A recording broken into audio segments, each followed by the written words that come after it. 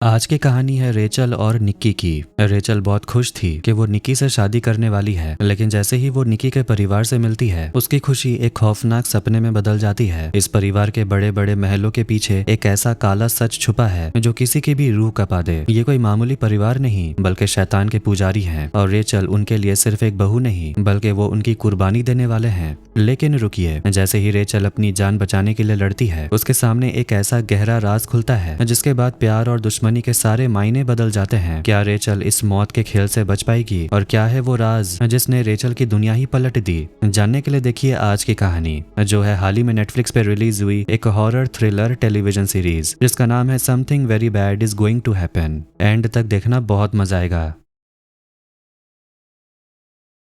कहानी की शुरुआत एक सुंदर सी दुल्हन से होती है। उस लड़की का नाम है रेचल। वो अपने होने वाले पति निक्की के सामने जाती है। कमरे में मौजूद लोग दुल्हन को ऐसे घूर रहे होते हैं कि माहौल थोड़ा डरावना लग रहा था। रेचल अपने बॉयफ्रेंड मतलब अपने होने वाले पति को देखकर हल्का सा मुस्कुराती है, लेकिन उसके चेहरे पर साफ साफ घबराहट दिख रही थी। ऐसा लग रहा था पिछले कुछ दिनों में उनके साथ बहुत कुछ बुरा हुआ था। उधर निक्की भी उसे अंगूठी पहनाने में थोड़ा झिझक रहा था। आखिर ऐसा क्या हुआ कि पूरे घर में खून की नदी बहने लगी थी? ये जानने के लिए कहानी हमें ले जाती है शादी से 5 दिन पहले। उस समय रेचल को बहुत ज्यादा नींद आ रही थी और वो गाड़ी चला रही थी। तभी उसकी गाड़ी लगभग एक ट्रक से टकराने ही वाली थी। तभी निक्की उसे नींद से जगा देता है। रेचल बहुत थकी हुई लग रही थी। वो निक्की से कहती है, क्या तुम मुझसे बात करते रहोगे? मुझे बहुत नींद आ रही है। तभी निक्की समय काटने के लिए कुछ मर्डर केसेस के बारे में बात करने लगता है। फिर वो एक सीरियल किलर लैरी पूल की कहानी बताने लगता है, जिसकी आइसक्रीम की दुकान हुआ करती थी और उसने कई औरतों को मार दिया था, लेकिन उन सब में से एक औरत बच गई थी। उस औरत ने एक पॉडकास्ट में अपनी पूरी आपबीती सुनाई थी। समय बिताने के लिए रेचल और निक्की वही पॉडकास्ट सुनने लगते हैं। पॉडकास्ट में वो औरत बताती है कि उस समय वो प्रेग्नेंट थी। एक रात उसने रास्ते में एक आदमी को लिफ्ट दी थी। उस आदमी के पास एक छोटी बच्ची का जूता भी था। रात हो गई थी, इसलिए दोनों ने एक मोटल में रुकने का फैसला किया, लेकिन मौका मिलते ही उस आदमी ने उस औरत का गला काटने की कोशिश की। उसका खून बहने लगा। वो औरत आगे बताती है कि जब खून बहता है तो एक अजीब सा नशा महसूस होता है। उसे बिल्कुल वैसा ही महसूस हुआ जैसे उसे अपनी शादी के दिन हुआ था। उस सीरियल किलर लैरी ने उसे मारने के बाद सड़क के किनारे फेंक दिया था। उसे लगा कि अगर वो आंखें बंद कर लेगी तो वो शायद मर जाएगी, इसलिए उसने अपने गले को कसकर पकड़ा ताकि खून रुक सके और वो किसी तरह जिंदा रह सके। आखिर में वहाँ एक लड़का और एक लड़की गुजर रहे थे। उन्होंने उस औरत को देखा और उसकी मदद की। उन्हीं की वजह से उसकी जान बच गई। उधर गाड़ी में पॉडकास्ट सुनते सुनते रेचल अजीब हरकतें करने लगती है। वो अपने नाखून के नीचे की चमड़ी को उखाड़ने लगती है और उसे खरोचती है। थोड़ी देर बाद दोनों एक गैस स्टेशन पर रुकते हैं। सामने एक रेस्टोरेंट भी था। निक्की दोनों के लिए टेबल बुक करने चला जाता है। कन्वीनियंस स्टोर से रेचल अपने लिए सिगरेट खरीदती है और निक्की के लिए च्युइंगम। उसे बाहर जमीन पर एक सिक्का भी मिलता है। खाना खाते समय भी दोनों अजीब अजीब बातें करने लगते हैं। जैसे रेचल कहती है कि कभी कभी बच्चे बहुत बड़े पैदा होते हैं। इस पर निक्की हंसकर बोलता है, हमारा बच्चा तो बहुत छोटा पैदा होगा। उस समय रेचल कागज पर ड्राइंग बना रही थी और पास की टेबल पर बैठे एक कपल को झगड़ते हुए सुन रही थी। फिर निक्की उसकी ड्राइंग देखकर बोलता है, ये तो बिल्कुल कोल्डीज जैसा लग रहा है, मतलब उस आइसक्रीम के लोगों की तरह। रेचल कहती है इसके बारे में उसने पहले कभी सुना ही नहीं था।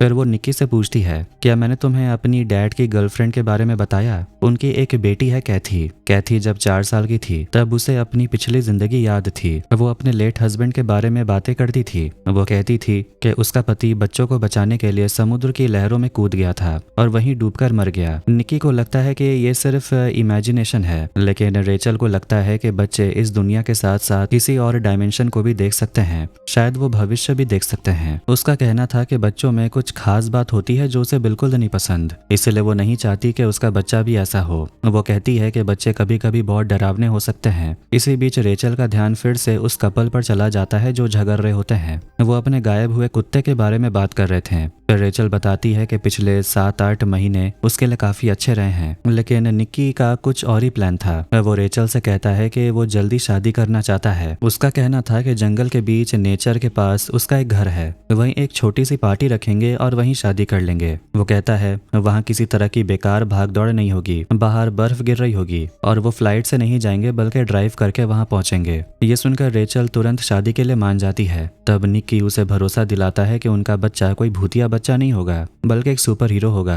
रेचल मुस्कुराकर बोलती है कि अभी से बच्चे को लेकर परेशान मत करो। पेमेंट करने के लिए रेचल काउंटर पर जाती है। वहाँ उसे वही औरत मिलती है जो अपने पति से झगड़ रही थी और अपने गायब कुत्ते के बारे में बात कर रही थी। रेचल उस औरत से कहती है वो कुत्ता शायद मर गया होगा। इसके बाद निक्की और रेचल दिन रात गाड़ी चलाते हुए आगे बढ़ते हैं। रास्ते में वो म्यूजिक सुनते हैं और आसपास के खूबसूरत नज़ारों का मजा लेते हैं। थोड़ी देर बाद बर्फ गिरने लगती है। आखिर में दोनों रात बिताने के लिए एक रेस्ट हाउस के सामने गाड़ी रोकते हैं। वहाँ रेचल को एक बंद गाड़ी दिखती है। वो खिड़की साफ करके अंदर देखती है तो एक नवजात बच्चा दिखाई देता है। ये देखकर वो घबरा जाती है। वो निक्की से कहती है कि वो बच्चे का ध्यान रखे और वो खुद जाकर उसके मम्मी पापा को ढूंढने लगती है। रेचल वॉशरूम में जाती है और आवाज लगाती है कोई है क्या। एक आवाज सुनकर रेचल अपनी चाबी को चाकू की तरह हाथ में पकड़ लेती है और धीरे धीरे आगे बढ़ती है। तभी उसे एक जगह पर एक मरा हुआ जानवर दिखाई देता है। ये देखकर वो डर जाती है और बाहर आ जाती है। उधर निक्की बताता है कि उसने मेंस बाथरूम को भी चेक किया लेकिन वहाँ भी कोई नहीं था। दोनों देखते हैं कि उनके फोन में नेटवर्क भी नहीं आ रहा। तब रेचल कहती है कि हम में से एक को यहीं रुकना चाहिए और दूसरा सामने किसी गैस स्टेशन या रेस्टोरेंट से मदद बुलाने जाए। फिर रेचल गाड़ी लेकर मदद लेने निकल जाती है। उधर निक्की उस बंद गाड़ी की खिड़की तोड़ने की कोशिश करने लगता है। रास्ते में रेचल को कोल्डीज वाला एक पुराना स्टोर दिखता है जो अब बिल्कुल सूना और बंद पड़ा था। आखिर में वो गाड़ी चलाते चलाते स्वान डाइव बार पहुंच जाती है। रात काफी हो चुकी इसलिए बार लगभग खाली था। रेचल वहां काम करने वाली लड़की से बोलती है सामने एक रेस्ट हाउस है, वहां नेटवर्क भी नहीं आ रहा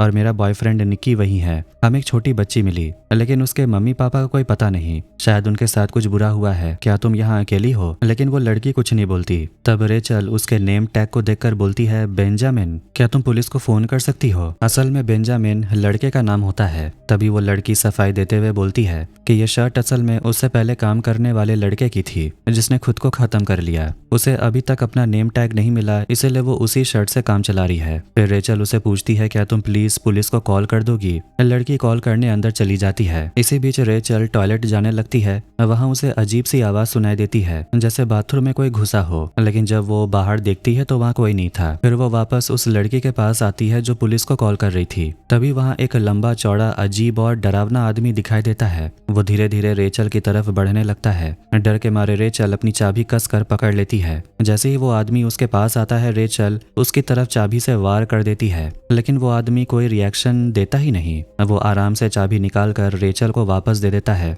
फिर उसकी अंगूठी को देखकर पूछता है क्या वो तुम्हारा सच्चा साथी है? ये सुनकर रेचल वहां से जल्दी निकलने लगती है। तभी पीछे से वो लड़की आवाज देती है पुलिस बच्चे को बचाने आ रही है। रेचल ऐसे भागती है जैसे उसने कोई भूत देख लिया हो। वो तेजी से गाड़ी चलाते हुए वापस रेस्ट हाउस पहुंचती है, लेकिन वहां पहुंचकर वो देखती है कि अब वहां कोई गाड़ी नहीं थी। तभी झाड़ियों में से किसी जानवर के रोने जैसी आवाज आती है। अचानक निक्की वहां आ जाता है और गाड़ी में बैठ जाता है। वो बताता है कि बच्चा अब ठीक है और अपने परिवार के पास वापस चला गया, लेकिन निक्की के चेहरे पर चोट के निशान बने हुए थे। रेचल पूछती है आखिर हुआ क्या था? तब निक्की बताता है कि बच्चे के मम्मी पापा को लगा कि वो उनका बच्चा चुराने की कोशिश कर रहा था, इसलिए उस आदमी ने उसे मुक्का मार दिया। असल में बच्चे की माँ को उल्टी जैसा लग रहा था, इसीलिए वो दोनों थोड़ी देर टहलने के लिए चले गए थे। रेचल को ये बात अजीब लगती है कि वो लोग बच्चे को अकेला छोड़कर कैसे चले गए। तब निक्की बोलता है कि बाद में उन्होंने माफी मांग ली जब उन्हें पता चला कि उसने कुछ गलत नहीं किया था। अब रेचल वहां से जाने लगती है। निक्की पूछता है क्या हम पुलिस का इंतजार नहीं करेंगे? रेचल कहती है नहीं,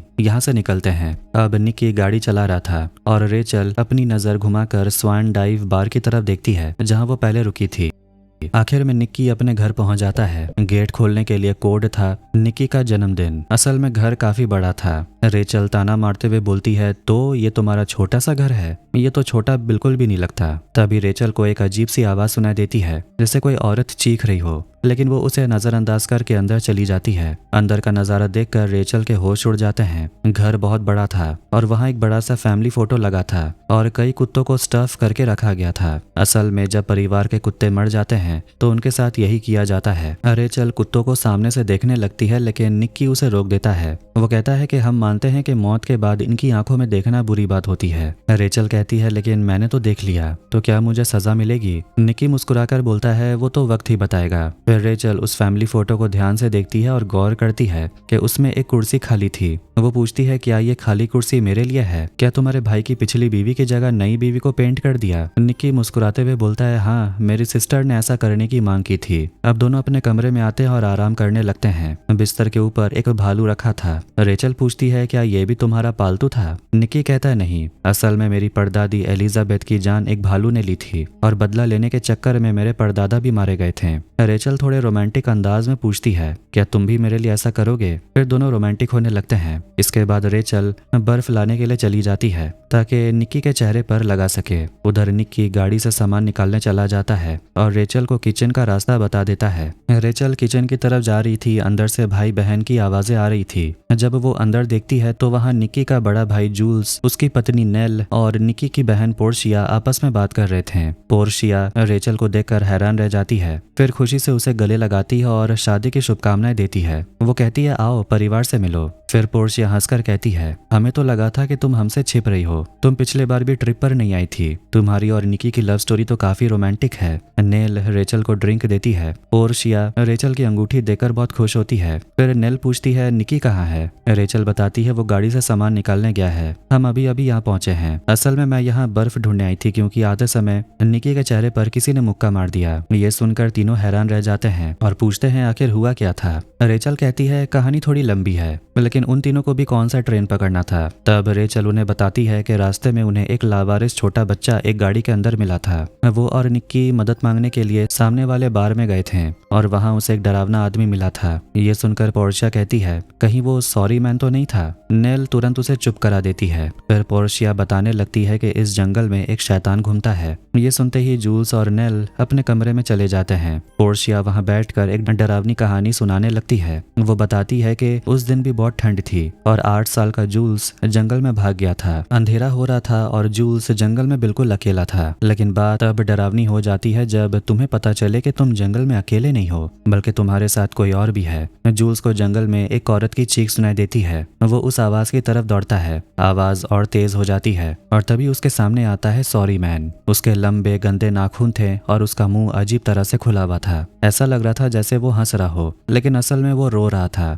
वो बहुत डरावना था। जूल्स ये भयानक नजारा देखकर छिप जाता है। वो देखता है कि सॉरी मैन एक औरत को पकड़कर उसका शरीर को चीर रहा था और चीरते हुए वो बार बार सिर्फ एक ही बात कह रहा था, मुझे माफ कर दो। आखिर में पोर्शिया कहती है, सॉरी मैन जंगल में घूमता रहता है अपनी पत्नी को ढूंढते हुए। मुझे लगता है कि उसे लगता है उसकी पत्नी दूसरी औरतों के अंदर है, इसलिए वो उन्हें मारकर चीर देता है। तभी अचानक बाहर जूड आता है जो असल में जूल्स का बेटा है। पोर्शिया जूड से कहती है, तुम डरो मत, सॉरी मैन छोटे बच्चों को कुछ नहीं करता, वो सिर्फ दुल्हन को नुकसान पहुंचाता है। ये सब सुनकर रेचल को थोड़ा अजीब लगता है। फिर वो अपने कमरे में आती है और इस कहानी का जिक्र निक्की से करती है। निक्की बोलता है, ये सब बस बनाई हुई कहानी है, लेकिन वो ये भी बताता है कि बचपन में जूल्स के साथ जंगल में कुछ तो हुआ था। जब वो वापस लौटा था तो वो काफी बदल चुका था। वो बार बार यही कहानी दोहराता था। निक्की कहता है, हो सकता है वो भी कैथी की तरह किसी दूसरे डायमेंशन में चला गया हो। फिर रेचल बताती है, बार में मैंने एक आदमी को गाड़ी की चाबी से घायल कर दिया,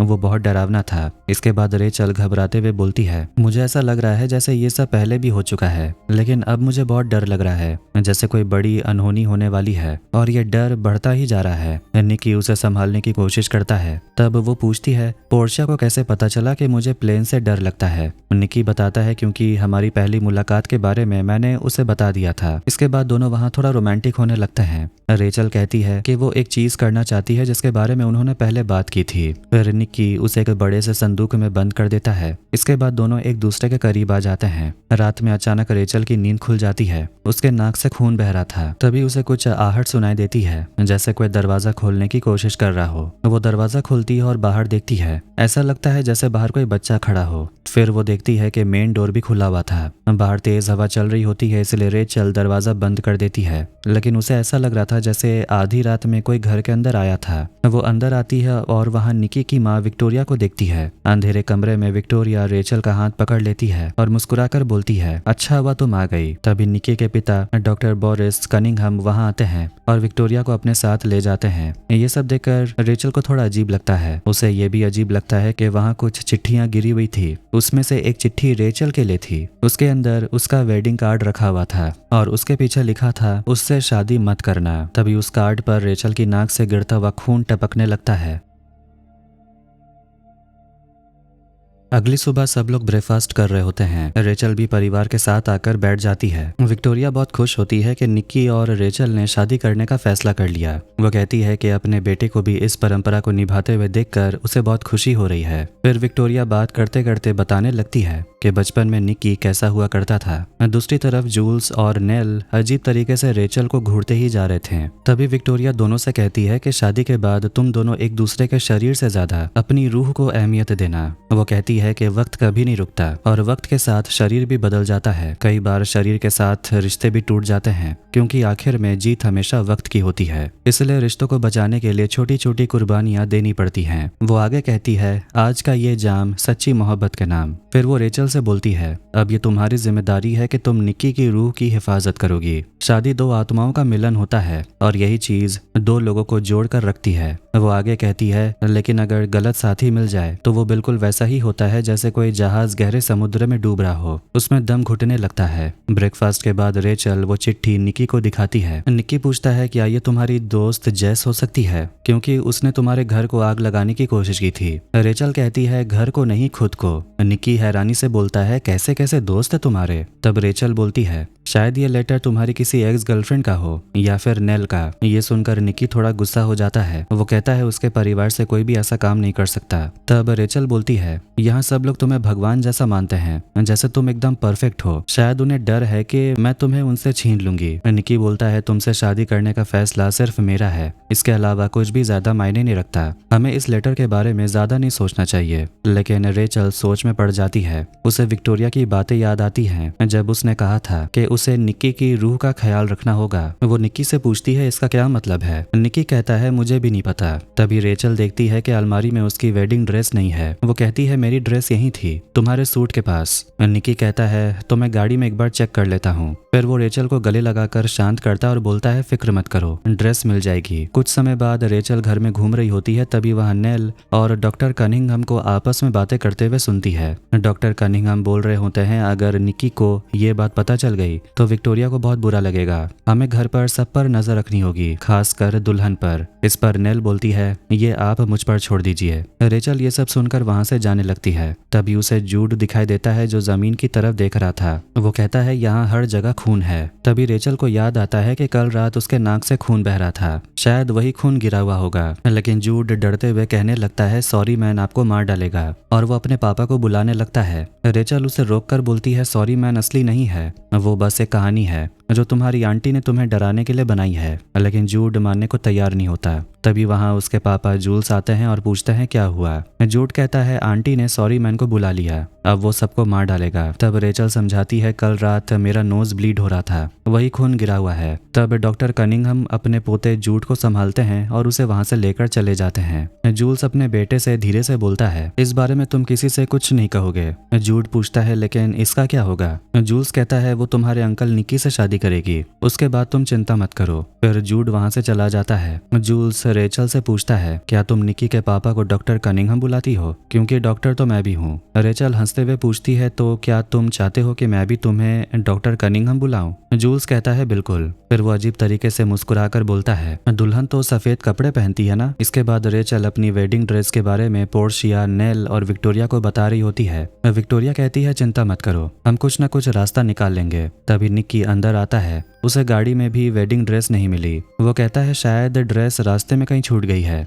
हो सकता है वो हैना और ग्रेस के घर रह गई हो। मैंने फोन किया लेकिन वो अभी काम पर गए हुए हैं। मेरे पास उनके घर की चाबी है, मैं जाकर लेकर आता हूँ। ये सुनकर रेचल घबरा जाती है और उसे मना करती है, क्योंकि वहां तक पहुंचने में लगभग 8 घंटे लगेंगे। लेकिन निक्की बोलता है, मैं जल्दी वापस आ जाऊंगा, क्योंकि ये जरूरी है। वो रेचल को किस करता है और बोलता है, तब तक तुम्हें परिवार को जानने का मौका भी मिल जाएगा। लेकिन साफ दिखाई दे रहा है कि रेचल यहाँ अकेले रहने से डर रही है, क्योंकि ये जगह और यहाँ के लोग उसके लिए बिल्कुल नए थे। तभी विक्टोरिया बोलती है, क्यों ना तुम मेरी ड्रेस ट्राई कर लो। फिर वो उसे अपनी पुरानी फोटो भी दिखाती है। विक्टोरिया और पोर्शिया बोलती हैं कि घर में बहुत काम है, इसलिए फिटिंग आज ही करवा लेते हैं। आखिरकार रेचल मान जाती है और वेडिंग ड्रेस ट्राई करती है। पोर्शिया बड़े अजीब तरीके से कपड़े को काट काट कर उसकी फिटिंग करती है और उसे सीलने लगती है। फिर विक्टोरिया अपनी सास का ब्रेसलेट रेचल को पहनाती है, लेकिन तुरंत बोलती है ये तुम पर अच्छा नहीं लग रहा। फिर वो वही ब्रेसलेट अपनी बेटी को पहना देती है। इसके बाद वो रेचल का नेकलेस भी उतार देती है। फिर विक्टोरिया अपनी परदादी एलेनोर की अंगूठी लाती है और रेचल को पहनाती है।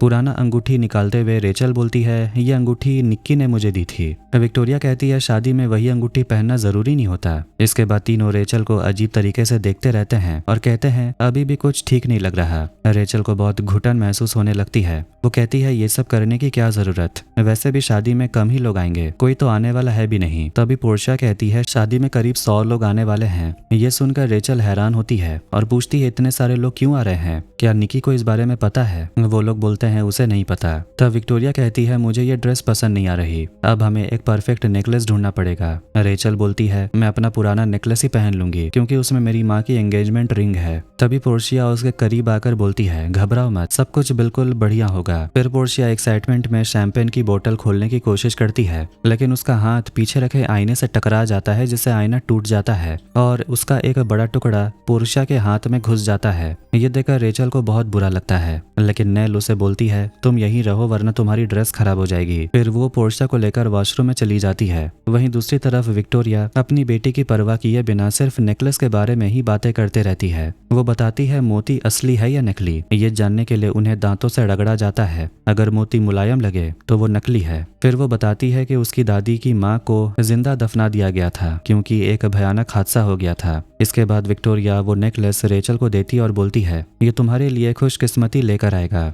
रेचल मोती को दांत से दबाकर देखती है और कहती है मोती असली है। फिर विक्टोरिया उसे नेकलेस पहनाती है और तभी उसकी नजर रेचल की पीठ पर बने टैटू पर पड़ती है। विक्टोरिया बड़ी बड़ी आंखों से रेचल को देखती ही रहती है। ये देखकर रेचल को भी काफी अजीब लगता है। फिर अचानक विक्टोरिया रोने लगती है और उसे माफी मांगती है उन सभी चीजों के लिए जो आगे उसके साथ होने वाली है। ये सुनकर रेचल अंदर से पूरी तरह कांप जाती है। वो तुरंत निकी को कॉल करती और पूछती है क्या तुम्हें पता है हमारी शादी में 100 लोग आने वाले हैं। निकी बोलता है मैंने तो सिर्फ परिवार वालों को इनवाइट किया है। रेचल कहती है तुम्हारी बहन ने बताया कि ये 100 लोग भी तुम्हारे परिवार के ही हैं। फिर वो आगे कहती है यहाँ कुछ अजीब हो रहा है, तुम्हारी माँ और बहनों ने मुझे शादी की ड्रेस पहनाई और उसे पूरी तरह काट दिया। उन्होंने मुझे एक नेकलेस भी दिया। ऐसा लगता है कि इस बात से उन्हें कोई फर्क ही नहीं पड़ता कि तुम्हारी पत्नी मैं बनूं या कोई और। उन्हें तो बस किसी दुल्हन का इंतजार था और मैं यहाँ आकर उनकी ख्वाहिश को पूरी कर दी। वो घबराते हुए कहती है यहाँ तो डर के मारे मेरी जान निकली हुई है, तुम्हारे परिवार वाले कुछ तो छिपा रहे हैं, सब बिना बात के रो भी रहे हैं। निकी बोलता है मैं जल्दी वापस आ रहा हूँ,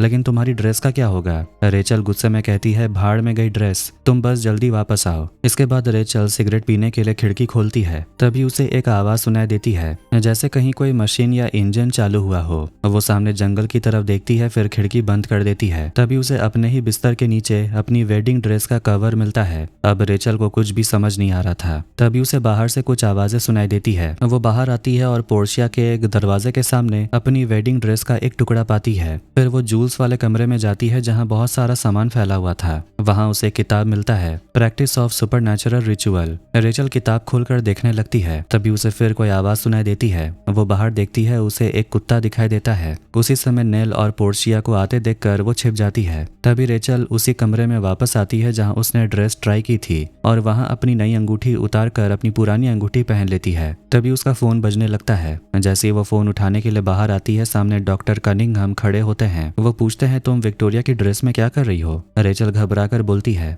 विक्टोरिया ने मुझे ये ड्रेस पहनने के लिए कहा था, वो देखना चाहती थी कि इसकी फिटिंग आती है या नहीं। डॉक्टर कनिंघम बोलते हैं इसे उतार दो। रेचल बोलती है मैं अभी उतार देती हूँ। फिर वहां से चली जाती है। फिर वो निकी को कॉल करती है, लेकिन कॉल सीधा वॉइसमेल में चला जाता है। इसके बाद वो जूल्स के कमरे में जाती है और उसकी अलमारी की तलाशी लेने लगती है ताकि अपनी वेडिंग ड्रेस को ढूंढ सके। वहीं उसे एक जानलेवा इंजेक्शन मिलता है जिसे देखकर वो घबरा जाती है और वापस रख देती है। तभी जूल्स उसे देख लेता है। जूल्स कहता है, तुम्हें अपनी ड्रेस मिल गई, अब क्या तुम इसे 4 दिन तक पहन के घूमते रहोगी? रेचल बोलती है, मैं इसे उतार नहीं पा रही। जूल्स बोलता है, तो क्या मैं मदद कर दूं? फिर जूल्स ड्रेस के पीछे लगे पिन्स निकाल देता है, जिससे रेचल आसानी से अपनी वेडिंग ड्रेस उतार देती है। रेचल बार बार निकी को कॉल कर रही थी, लेकिन वो फोन नहीं उठा रहा, इसलिए वो उसे मैसेज भेज देती है, मैंने यहाँ खुद को संभालने की बहुत कोशिश की, लेकिन यहाँ कुछ तो गड़बड़ है। मेरी ड्रेस का बैग बिस्तर के नीचे मिला और पोर्शिया के कमरे के बाहर मेरी ड्रेस का एक टुकड़ा मिला। किसी ने मेरा नेकलेस चुरा लिया है और तुम्हारे भाई के कमरे में एक खतरनाक इंजेक्शन मिला। कोई ऐसा इंजेक्शन घर पे क्यों रखेगा? तुम जल्दी वापस आओ, वरना मैं यहाँ से चली जाऊंगी। हम दोनों यहाँ से तुरंत निकलेंगे। तभी रेचल की नजर बाहर जाती है और वो किसी आदमी को देखती है जो टॉर्च लेकर कुछ ढूंढ रहा था। इसके बाद सब लोग डिनर के लिए बैठते हैं।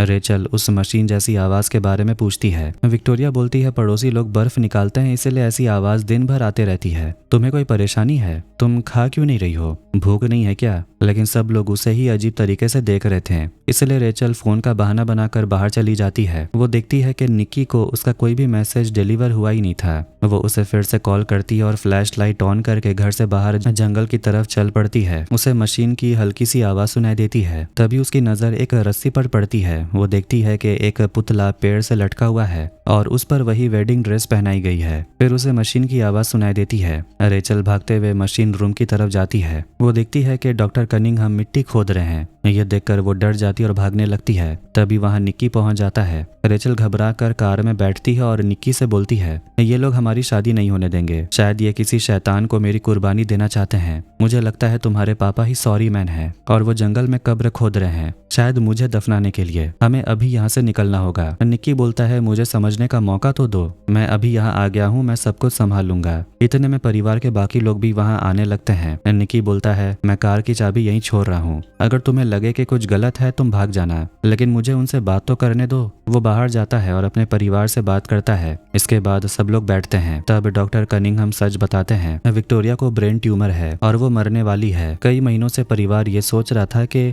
उसे बेहतर विदाई कैसे दी जाए। फिर एक दिन निक्की का फोन आया और उसने अपनी एंगेजमेंट की खबर दी। ये खबर सुनकर पूरा परिवार खुश हो गया, क्योंकि बहुत समय बाद सब लोग एक साथ जश्न मनाने वाले थे विक्टोरिया के जाने से पहले, इसलिए शादी में इतने सारे लोगों को बुलाया गया था। निक्की को भी ये सब अभी अभी पता चला था। विक्टोरिया बोलती है, मैं नहीं चाहती थी कि मेरे बच्चे मुझे इस हालत में देखें। फिर वो रेचल से बोलती है, अगर तुम्हें किसी भी बात से तकलीफ हुई हो तो मुझे माफ कर देना। ये सुनकर रेचल तुरंत माफी मांगती और बोलती है, मुझे बहुत अफसोस है कि मैंने आपका पूरा प्लान खराब कर दिया। विक्टोरिया कहती है, कोई बात नहीं, अब हमें कुछ भी छिपाने की जरूरत नहीं है। तभी रेचल नेल से पूछती है, लेकिन एक बात मुझे समझ नहीं आई, मेरी वेडिंग ड्रेस उस डरावनी गुड़िया को क्यों पहनाई गई जो पेड़ से लटक रही है? तब सबको पता चलता है इसके पीछे जूड था। जूड बताता है कि सॉरी मैन दुल्हन को मार देता है, इसलिए उसने रेचल को बचाने के लिए उसकी ड्रेस उस गुड़िया को पहना दी ताकि सॉरी मैन को धोखा दिया जा सके। जूल्स अपने बेटे से बोलता है, आंटी से माफी मांगो। फिर जूड रेचल से माफी मांगता है। रेचल मुस्कुराकर उसे माफ कर देती है। इसके बाद जूल्स अपने बेटे को समझाता है, सॉरी मैन बस एक कहानी है। उस रात रेचल सुकून से सोती है। वो निक्की को गले लगाकर सो रही थी, जो अपनी माँ की हालत जानकर टूट चुका होता है। लेकिन तभी घर के बाहर एक आदमी दिखाई देता है। अब सवाल यह है, क्या सॉरी मैन सच में मौजूद है? एक रहस्यमय आदमी चुपके से घर के अंदर घुस आता है। वो दीवार पर लगी परिवार की तस्वीरें ध्यान से देखने लगता है। तभी उसकी नजर डॉक्टर कनिंघम पर पड़ती है, जो उस समय एक कुत्ते की खाल उतार रहे होते हैं। तभी डॉक्टर कनिंघम को बाहर किसी की आवाज सुनाई देती है। वो तुरंत बाहर जाकर चेक करते हैं, लेकिन अंधेरे में उन्हें कोई भी नजर नहीं आता, इसीलिए वो वापस अंदर चले आते हैं। उधर वही रहस्यमय आदमी चुपके से निक्की और रेचल के कमरे में घुस जाता है। वहाँ वो सिर्फ सोती हुई रेचल को चुपचाप देखता रहता है। अगली सुबह निक्की की नींद खुलती है तो देखता है कि रेचल उसके पास नहीं है। असल में रेचल कार चला रही होती है और उसी बार के पास से गुजरती है। दरअसल वो परिवार से माफी मांगने के लिए एक केक लेकर आई थी। उस केक पर लिखा था, मुझे माफ कर देना, मुझे लगा था कि आप लोग मुझे मारने वाले हैं। ये सुनकर जूड बोलता है कि अगर सच में माफी मांगनी है तो उसे एक वीडियो कैमरा चाहिए। वो मजाक में कहता है कि अगर कार्ड के साथ माफी मांगोगी तो और ज्यादा अच्छा रहेगा, और यहाँ ड्रॉयर्स में बहुत सारे कार्ड्स पड़े हुए हैं। रेचल दराज से एक खाली कार्ड निकालती है और उस पर परिवार से माफी मांगते हुए कुछ लिख देती है। फिर वो कार्ड केक के पास रखकर चली जाती है, लेकिन वही रहस्यमय आदमी चुपके से रेचल का पीछा कर रहा होता है। अचानक काम करने वाले कुछ लोगों को देखकर रेचल डर जाती है। जब वो वापस कमरे में आती है तो देखती है कि निक्की दुनिया भर के अच्छे सर्जन्स को फोन कर रहा था। वो ऐसा सिर्फ इसलिए कर रहा था ताकि अपनी माँ का इलाज करवा सके। ये देखकर रेचल बोलती है कि शायद तुम्हारी माँ इलाज करवाना ही नहीं चाहती, लेकिन निक्की ये बात मानने को बिल्कुल तैयार ही नहीं होता। वो कहता है कि अभी उसके लिए ये सबसे जरूरी काम है। तब रेचल बोलती है कि फिर हमें शादी रोक देनी चाहिए। वो साफ बोलती है कि वो मजाक नहीं कर रही। यहाँ आते ही तुम्हारी माँ ने इतना बड़ा झटका दे दिया, इसलिए शायद शादी को थोड़ा पोस्टपोन कर देना चाहिए। ऐसे हालत में शादी करना ठीक भी नहीं है। इसके बाद रेचल उसे गले लगाती है और माफी मांगने के लिए उसे एक टेडी बियर देती है, लेकिन निक्की भी साफ कह देता है कि शादी इसी हफ्ते होगी और उसका फैसला नहीं बदलेगा। दोनों आपस में रोमांस कर ही रहे होते हैं, तभी अचानक वहाँ पोर्शिया आ जाती है। पोर्शिया आते ही शादी की तैयारियों के बारे में बात करती है, जैसे कपड़ों की फिटिंग, कैटरिंग वगैरह। रेचल भी उसकी मदद करना चाहती है, इसलिए वो उसके साथ चल देती है। तभी पोर्शिया कहती है कि उसने वो केक देखा और उस पर जो रेचल ने लिखा था वो भी पढ़ा। उसे ये बात बहुत अजीब लगी कि रेचल को लगा कि परिवार उसे मारना चाहता है। वो ताना मारते हुए पूछती है, क्या तुम पागल हो? क्या पहले भी किसी ने तुम्हें मारने की कोशिश की है? इस पर रेचल बोलती है, नहीं, बस उस समय उसका दिमाग ही अजीब तरह से काम कर रहा था। फिर पोर्शिया बोलती है कि उसने रेचल को सोशल मीडिया पर ढूंढने की कोशिश की, लेकिन वो कहीं भी नहीं मिली। तब रेचल बताती है कि उसने अपनी पढ़ाई घर पर ही की, वो कभी स्कूल गई ही नहीं। इसके बाद पोर्शिया उसे बड़े से हॉल में लेकर आती है, जहाँ शादी की सजावट लगभग पूरी हो चुकी थी, लेकिन पोर्शिया उस सजावट से बिल्कुल भी खुश नहीं होती। वो गुस्से में काम करने वाले लोगों को डांटने लगती है। तब रेचल उसे तस्वीरें दिखाकर समझाती है कि जब पूरा डेकोरेशन हो जाएगा तब सब अच्छा लगेगा। फिर भी पोर्शिया खुश नहीं होती। वो बताती है कि असली फूल तो कल आने वाले हैं, अभी जो लगे हुए हैं वो सब नकली फूल हैं। ये सब देखकर रेचल सोचती है कि इतना सब कुछ करने की आखिर जरूरत क्या थी। तब पोर्शिया कहती है, तुम्हें क्या लगता है तुम्हारी शादी किसी हॉस्पिटल जैसी जगह पर होने वाली है? यहाँ बहुत सारे लोग आने वाले हैं और असली फूलों की खुशबू की बात तो अलग ही होती है। रेचल बार बार कहती रहती है कि इतनी ज्यादा डेकोरेशन की जरूरत नहीं है। इस पर पोर्शिया उसे ताना मारते हुए बोलती है, फूलों की बात तो तुम करो ही मत। हद तो तब हो गई जब तुम सफेद फूल लेकर आ गई थी, जैसे यहाँ किसी की मौत हो गई हो। फिर वो मजाक उड़ाते हुए बोलती है, तुम्हें कैसे पता होगा, तुम तो कभी स्कूल भी नहीं गई। ये सुनकर रेचल थोड़ी चुप हो जाती है। फिर रेचल अचानक पोर्शिया से पूछती है, क्या तुम मेरी मेड ऑफ ऑनर बनोगी? लेकिन पोर्शिया इस सवाल का कोई जवाब नहीं देती और तुरंत डिनर की तैयारियों के बारे में बात करने लगती है। इसके बाद रेचल विक्टोरिया से मिलने जाती है। विक्टोरिया वहाँ बैठकर निक्की के बचपन की कई सारी तस्वीरें देख रही होती है। रेचल उसे पूछने आई थी कि वो शादी में चिकन खाएगी या फिश। इस पर विक्टोरिया हंसते हुए कहती है, मैं तो मरने के बाद भी यहीं रहूंगी। फिर वो रेचल की भी एक फोटो खींच लेती है। रेचल पूछती है, आपको क्या लगता है आपके जाने के बाद परिवार वाले खुद को संभाल लेंगे? इस पर विक्टोरिया पलटकर पूछती है, क्या तुम अपनी माँ को खोने का दर्द सह पाई थी? रेचल कहती है, वो तो मेरे होश संभालने के पहले ही चली गई, इसलिए मुझे दर्द जैसा कुछ महसूस नहीं हुआ। विक्टोरिया उसे समझाती है कि ऐसा कुछ नहीं हो सकता, कहीं ना कहीं दर्द अंदर जरूर होता है। रेचल बस हल्का सा मुस्कुरा देती है और वो अपनी फोटो देखने लगती है जो अभी विक्टोरिया ने खींची थी। बाहर जाकर वो स्मोकिंग करने लगती है। उधर नेल बाथरूम में आती है जहाँ उसका पति जूल्स नहा रहा था। नेल जानबूझकर आवाज करती है ताकि जूल्स जाग जाए, क्योंकि वो नहाते नहाते ही सो गया था। फिर वो कहती है, तुम्हें पता है कॉलेज में एक लड़की डूबकर मर गई थी, मुझे उसे सीपीआर देकर बचाना पड़ा था। इसके बाद वो पूछती है, तुम्हें क्या लगता है रेचल को ऐसा क्यों लगा कि हम उसे मारना चाहते हैं? जूल्स कहता है, पता नहीं, उसके दिमाग में क्या चलते रहता है। फिर वो चिढ़कर बोलता है, तुम हमेशा मेरे पीछे क्यों पड़ी रहती हो, मैं यहाँ सुकून से सोना चाहता हूँ। और फिर से अपनी आंखें बंद कर लेता है। नेल उसकी आंखें खोलते हुए बोलती है कि तुम पहले बहुत अच्छे हुआ करते थे। इस पर जूल्स बोलता है, पहले तुम भी बहुत बुरी हुआ करती थी, इसलिए तुम्हें भी अब बदले में वही मिल रहा है। नेल बोलती है, कभी कभी प्यार भी चाहिए होता है। जूल्स कहता है, शादी की उन कस्मों को याद करो जो हमने एक दूसरे को दी थी। वो बोलता है, कस्में याद करो या फिर मुझे पानी में डुबो दो। और वो सच में जूल्स को पानी में डुबो देती है। तभी अचानक रेचल वहाँ आ जाती है। नेल जल्दी से जूल्स को पानी से बाहर निकालती है और गुस्से में कहती है, तुम्हारी माँ 1 महीने में मरने वाली है और तुम इसके लिए तैयार भी नहीं हो। तुम हमेशा मुश्किलों से भागते आए हो, तुम हमेशा अपने छोटे भाई से जलते रहे हो और पता नहीं तुम्हारी वो सॉरी मैन वाली कहानी सच है या झूठ। क्या तुम अपने बेटे को भी अपना जैसा बनाना चाहते हो? असल में रेचल उससे सिर्फ यहाँ ये पूछने आई थी कि वो शादी में चिकन खाएगी या फिश। जूल्स उसे पूछता है, क्या तुमने शादी में खाई जाने वाली कस्मों के बारे में लिख लिया? इसके बाद रेचल जूड से मिलने जाती है। जूल्स डॉक्टर कनिंघम वाले कमरे में घुसने की कोशिश कर रहा था, लेकिन अच्छा हुआ कि दरवाजा बंद था। रेचल जूड को वीडियो कैमरा दे देती है जो उसे घर से मिला था। फिर रेचल कमरे कमरे के अंदर जाती है जहाँ निक्की अपने पापा से बात कर रहा था। असल में निक्की अपने पापा पर काफी ज्यादा गुस्सा था। वो पूछ रहा था कि इतने सालों में उन्होंने विक्टोरिया के इलाज के लिए कुछ किया क्यों नहीं और इतनी जल्दी हार क्यों मान लिया। डॉक्टर कनिंघम बोलते हैं कि वो अपनी पत्नी के फैसले के साथ है, उन्हें वो परंपरा निभानी है जो विक्टोरिया के पिता ने शुरू की थी। इस पर रेचल ताना मारते हुए बोलती है जैसे कुत्तों की खाल उतारना।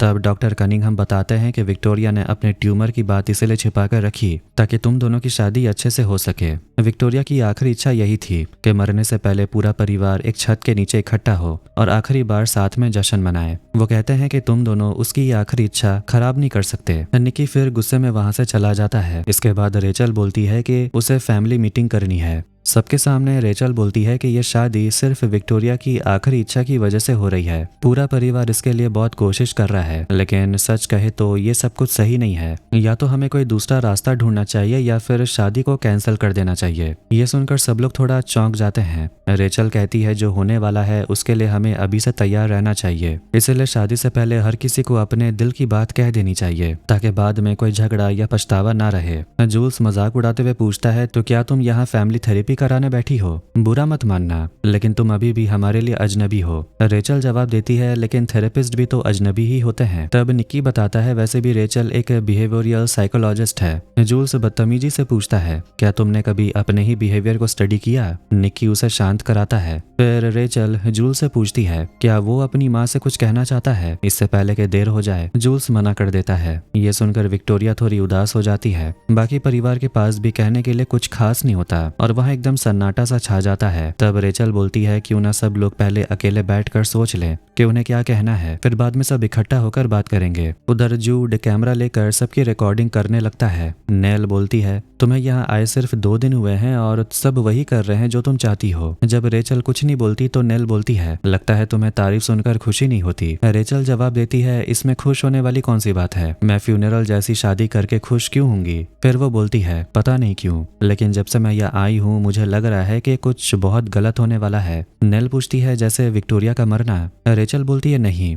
बस एक अजीब सी फीलिंग है जो जा ही नहीं रही। तभी दोनों उसी गुड़िया को देखते हैं। अगले सीन में पूरा परिवार एक अंधेरे कमरे में बैठा होता है और वही गुड़िया उनके सामने रखी होती है। रेचल बोलती है कि अक्सर अपनी दिल की बात सीधे किसी से कहना मुश्किल लगता है, इसलिए सब लोग इस गुड़िया की आंखों में देखकर अपनी दिल की बात कहें। सबसे पहले नेल जाती है और वो कहती है कि विक्टोरिया के जाने के बाद एक खालीपन रहेगा जो कभी नहीं भरेगा। फिर निक्की आता है और बताता है कि उसने अपनी माँ से बहुत कुछ सीखा है। फिर जूल्स आता है और कहता है कि उसकी और उसकी माँ की कभी नहीं बनी, लेकिन अब वो अपनी माँ को काफी मिस करेगा। बाकी परिवार वाले भी विक्टोरिया के लिए अच्छी अच्छी बातें कहते हैं कि वो लोग उसे बहुत याद करेंगे। इसके बाद सब मिलकर उस गुड़िया को आग लगा देते हैं। उधर जूड अभी भी अपने कैमरे से सब कुछ रिकॉर्ड कर रहा था। वो अपने दादाजी वाले कमरे के अंदर चला जाता है, लेकिन वहाँ उसे एक आदमी दिखाई देता है। उधर रेचल को फिर से घबराहट महसूस होने लगती है, जैसे कुछ बहुत बुरा होने वाला हो। वो रात को सो नहीं पाती। आधी रात को वो उठती है और वही केक खाने चली जाती है जो वो खुद लाई थी और जिसे किसी ने छुआ तक नहीं। लेकिन घर के अंदर छुपा वही रहस्यमय आदमी अचानक उसे पकड़ लेता है। वो रेचल का मुंह दबा देता है और उसे बेहोश कर देता है।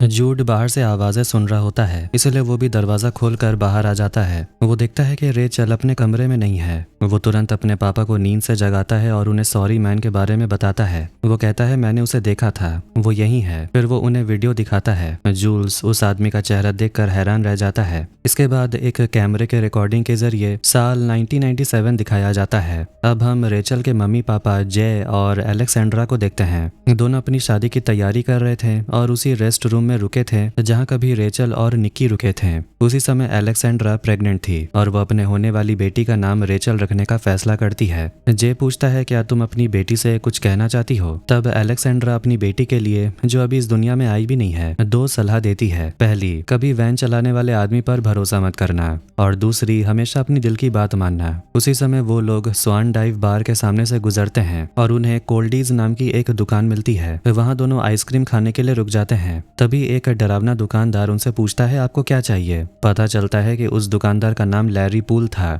लैरी उनसे बात करते करते समझ जाता है कि अलेक्सेंड्रा प्रेग्नेंट है। दोनों आइसक्रीम ऑर्डर करते हैं, लेकिन लैरी बताता है कि वहाँ आइसक्रीम नहीं सिर्फ कस्टर्ड मिलता है। जे कोल्डीज ऑर्डर कर देता है, लेकिन अलेक्सेंड्रा दुकानदार की बातों से कुछ ज्यादा ही घबरा गई थी और वो कहती है मुझे यहाँ से निकलना है, यह हमें जहर भी दे सकता है। जे उसकी बात सुनकर हंसने लगता है, लेकिन अलेक्सेंड्रा डर के मारे रोने लगती है। तभी अचानक लैरी उन्हें कोल्डीज दे देता है और वो लोग थोड़ा डर भी जाते हैं। आखिर में जे और अलेक्सेंड्रा उस केबिन में पहुंचते हैं जहां उन्हें रहना था। अलेक्सेंड्रा अभी भी बहुत घबराई हुई थी। वो जे से कहती है कि उसे लग रहा है जैसे वो पहले यहाँ आ चुकी है। उसने अपने सपनों में ये जगह पहले देखी है। उसका सपना बहुत डरावना था, जिसे याद करके वो रोने लगती है। जे उसे समझाता है और कहता है कि शादी करने से तुम्हारी मौत नहीं हो जाएगी, तुम्हारी माँ तुम्हें बेवजह डराती थी, ज्यादा मत सोचो। फिर दोनों बैठकर बातें करते हैं और बाद में एक दूसरे के करीब आ जाते हैं। अलेक्सेंड्रा अपनी बेटी के लिए काफी एक्साइटेड थी। करीब 1-2 घंटे बाद ही दोनों चर्च में जाकर शादी कर लेते हैं। शाम करीब 5 बजे दोनों वापस आकर सेलिब्रेट करते हैं, लेकिन उनकी शादी में कोई आया भी नहीं था, इसलिए वो दोनों अकेले ही सेलिब्रेट कर रहे होते हैं। डांस करते समय अचानक अलेक्सेंड्रा की नाक से खून बहने लगता है। जे टिश्यू लाने चला जाता है, लेकिन तब तक अलेक्सेंड्रा की नाक से बहुत ज्यादा खून बह चुका होता है। उसी समय बच्चा भी पैदा होने के लिए तैयार था। जे तुरंत एम्बुलेंस को कॉल करता है, लेकिन बहुत ज्यादा खून बह जाने की वजह से अलेक्सेंड्रा की वहीं पर मौत हो जाती है। अपनी बेटी को बचाने के लिए जे तुरंत अलेक्सेंड्रा की पेट चीर कर रेचल को बाहर निकालता है। ये सब रेचल वीडियो में देख रही थी। तभी पता चलता है कि वो रहस्यमय आदमी जिसने रेचल को पकड़ा था कोई और नहीं बल्कि उसके पापा जे थे। रेचल अपने पापा से बात भी नहीं करना चाहती। वो गुस्से में पूछती है आपने मुझे ये सब क्यों दिखाया? आपने तो कहा था कि माँ की मौत हॉस्पिटल में हुई थी, आपने मुझसे झूठ बोला। जब वो थोड़ी शांत होती है तो जे उसे पूछता है सच बताओ, जब से तुम यहाँ आई हो क्या तुम्हें जरा सा भी सुकून मिला? तुमने देखा था शादी के वक्त तुम्हारी माँ कितनी डरी हुई थी, मौत उसके पीछे थी और अब वही मौत तुम्हारे पीछे भी आएगी। रेचल ये सुनकर घबरा जाती है। जे बोलता है जैसे ही मुझे इन्विटेशन मिला मुझे समझ आ गया कि क्या होने वाला है। रेचल हैरान होकर पूछती है आपको इन्विटेशन कैसे मिला? जे बोलता है पिछले हफ्ते ही मुझे इन्विटेशन मिला था, मैंने तुम्हें चेतावनी भी दी थी, मैं अपनी गाड़ी लेकर तुरंत तुम्हें लेने आ गया, अगर तुमने उससे शादी की तो तुम मर जाओगी। रेचल को ये सब बकवास लगता है। जे बोलता है मैं तुम्हारी माँ को तो नहीं बचा पाया लेकिन तुम्हें जरूर बचाऊंगा। तभी अचानक जूल्स बंदूक लेकर वहाँ पहुंच जाता है। उसे लगता है कि वही आदमी सॉरी मैन है। रेचल समझाने की कोशिश करती है ये मेरे डैड हैं, लेकिन जूल्स मानने को तैयार ही नहीं होता। यहीं से कहानी फ्लैशबैक में जाती है। हम छोटे जूल्स को देखते हैं जो घर से भाग गया था। जंगल के बीच उसे यही केबिन मिलती है। वो अंदर घुस जाता है और जैसे ही जे और अलेक्सेंड्रा अंदर आते हैं जूल्स बिस्तर के नीचे छिप जाता है। ये वही समय था जब जे और अलेक्सेंड्रा शादी करके वापस आए थे। जूल्स के सामने ही अलेक्सेंड्रा की मौत हो जाती है, इसलिए अब जूल्स गुस्से में बोलता है मैंने देखा था तुमने उसके साथ क्या किया था। मरते समय अलेक्सेंड्रा जूल्स को देख लेती है और उसे बोलती है मुझे बचाओ, मेरी बेटी को बता देना ये श्राप सच है और उसे बचाना। जूल्स ने अपनी आंखों से जे को अलेक्सेंड्रा का पेट चीरते हुए और रेचल को निकालते हुए देखा था। ये सब देखकर वो अंदर से बुरी तरह हिल गया था, इसलिए अब वो रेचल को बचाने के लिए जे पर बंदूक तान देता है और यहीं से दोनों के बीच जबरदस्त झड़प शुरू हो जाती है।